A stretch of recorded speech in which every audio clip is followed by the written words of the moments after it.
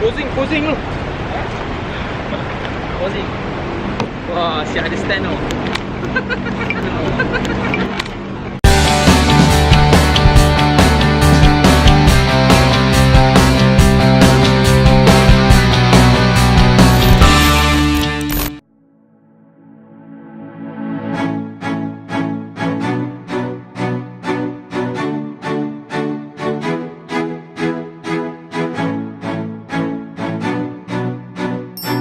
Hey Husky fam, salam strike kepada semua. How are you guys doing? I hope all of you had a very wonderful week. Well, today I'm in Petaling Jaya, actually very near the busy Penchala highway. It is just across that block behind me. But who says you can't go fishing in the city? But guys, I have to go to my favorite tackle store to buy some stuff.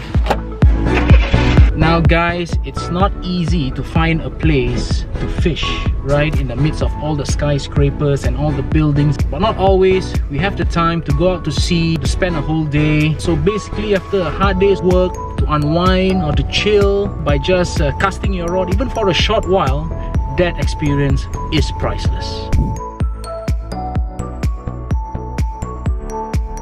Thanks auntie. Thank you.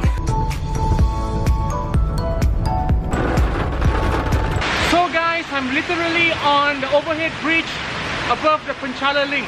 It's raining crazy now. The place that we're going to fish is very near here. We just have to wait for the rain to stop and then try our luck.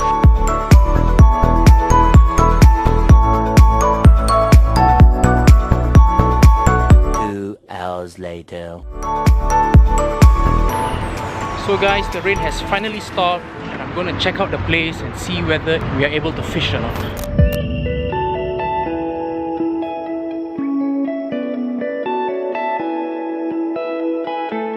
This large monsoon canal is home to a variety of freshwater fishes.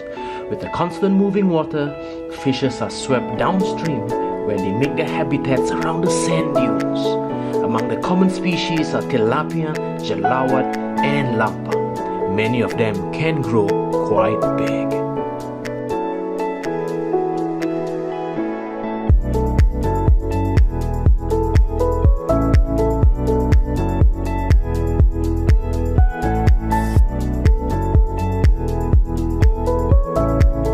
Called urban fishing. Urban fishing. Urban fishing. You see my tag? Yeah. Working, you know. After work.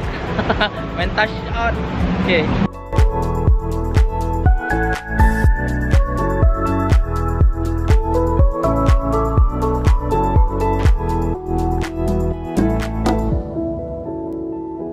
So it seems this stream, the waters come down from Bukit Penchala, and after a heavy downpour, all the fish are not swimming around the corner.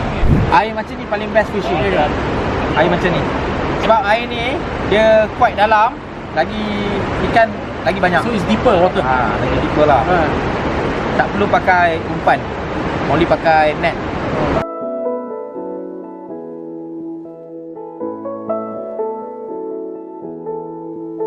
Lots of tilapia in here, especially after the downpour. All as big as my palm. Wow. In the city, guys. Right in the city.